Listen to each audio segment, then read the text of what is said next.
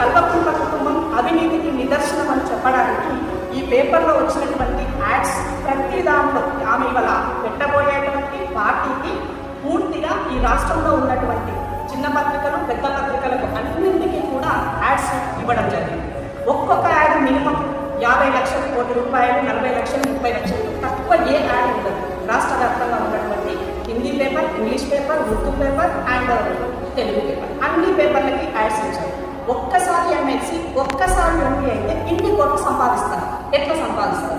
10 సంవత్సరాల్లో కవిత పూర్తిగా ఈ యొక్క దాచుకున్న సొమ్ములో భాగస్వామ్యం కావాలని చెప్పడానికి ఈ యొక్క యాడ్స్ నిదర్శనమని చెప్పదలుచుకున్నాను. ముఖ్యంగా తెలంగాణ సమాజం గమనించాల్సింది ఏంటి అంటే, కల్వకుంట్ల కుటుంబం నుంచి ఎవరు ఏ దేశంలో వచ్చినా కానీ తస్మాత్ జాగ్రత్త అని చెప్పడం కోసమే నేను ఈ వీడియో చేస్తున్నాను. ముఖ్యంగా కాంగ్రెస్ పార్టీని తను ఎత్తిపోసినటువంటి విధానం, రేవంత్ రెడ్డి గారికి ముఖ్యమంత్రిగా ప్రజాపాలనలో ప్రజలకు అందుబాటులో ఉంటున్నటువంటి ముఖ్యమంత్రి గారు పెట్టుకొని కర్కశుడు అని హిట్లర్ అని మాట్లాడినారు.